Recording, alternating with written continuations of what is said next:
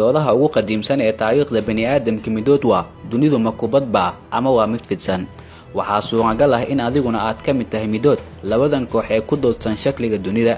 haddii dunidu ay fidsanaan lahayd, isjiidadka dhulka iyo waqtigu sidee ayuu isku bedeli lahaa? waxaanse muuqaalkani uga hadli doonaa haddii dunidu ay fidsanaan lahayd maxaa dhici lahaa. sida caadada noo ahayd, haddii aad isleedahay muuqaalkani wax badan ayaad ka faa'iidi doontaa, leeg saar si aan kuu aragno. mahadsanid.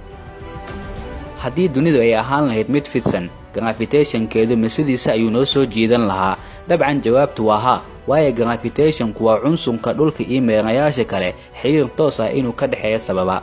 tanina waa midda keentay dunidu inay noqoto meel lagu noolaan karo. balse haddii dunidu ay fidsanaan lahayd, meel walba aad u dhaqaaqdo waxaad dareemi lahayd culays, waayo gravitationku wuxuu ku badanayaa meel walba ee u dhow nucleus ama bu'da dhulka. haddii aad meel uga dhaqaaqsato meel kale dunida, waxaad dareemi lahayd culays sida buur oo kale inaad koraysa ah, waayo mar walba ee masaafadu ay ka fogaato santanka dhulka, gravitationku uu ku soo jiidanayaa. tanina maadaama maanta aysan dhicinin, waxay astaan u tahay in dunidu ay wanaagsan tahay. sidoo kale badaha iyo webiyadu iyo goob walba ay biyo ku jiraan waxa ay muujin lahaayeen janjeersi dhinaca. sidoo kale dhirtu sida maanta oo kale ma aysan noqon lahayn. duni fidsanna ma jir lahayn xilliyo deer iyo gu iyo wixii la midka ahba. sidoo kalena wax waqti kala duwanna dunidu ma jir lahayn. waxyaabaha cajiibka ah sidoo kale dunida lagu arki lahaa waxaa ka mid ah in kiiladu boos walba isku bedeli lahayd, sida bilowgiiba aan kuu soo sheegay. isjiidadku wuxuu jecel yahay wax walba inuu soo jiito, sidaasi darteeda goobta aad ku sugan tahay iyada oo loo eegayo hadba waxaa isbedeli lahaa culayskaaga. haddii laba qof oo walaalo ah meelo kala duwan oo dunida ka mid ah isku miisaamaan, midkood midka kale uu ka kiila badnaan lahaa. tanina waxay toos ula xiriirtaa duni fidsan gravitationkeeda. haddaba su-aasha aan ku weydiinaya waxa ay tahay, ma sheegi kartaa cabirku sidiisa waxa uu cabiro? dadka intooda badanna jawaabta saxda ma ay haleelaan, balse commentiga hoose waad inoogu soo qori kartaa. cilada kale ay imaan doonto waxaa ka mid ah in qadadka isgaarsiinta GSM-ka aysan shaqayn doonin haddii dunidu ay fidsanaan lahayd, waayo qadadkani waxay ku socdaan habureega dunida. si kale haddii aan u dhahno cadceedda, dunidu waxay ka iftiimi lahayd hal jiha oo keliya.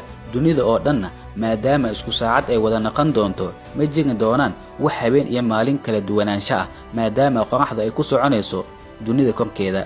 sidaas oo kale qadadka internetka iyo isgaarsiintu haddii meel ay helaan meel kale oo dunida ka mid ah, qad la'aan ayay noqon lahayd. tanina waxay saameyn lahayd nolosha dunida iyo dhaqaalaheeda.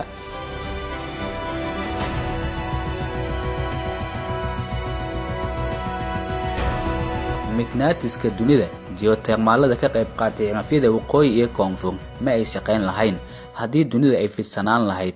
tanina waxay keeni lahayd dunida inay noqoto goob walax walba bannaanka ay uga soo dhici karaan. fallaara ay ugu horeeyaan ultravioolaha ayaa nolosheeni wax badan qaribi lahaa, maadaama mignatiska dhulka ay meesha ka baxayso.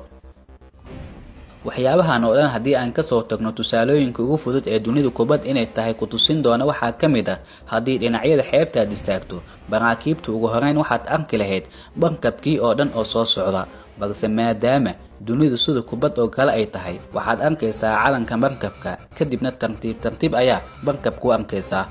tanina waxa ay muujinaysaa in markabku ku soo socdo duni kubad oo kale ah.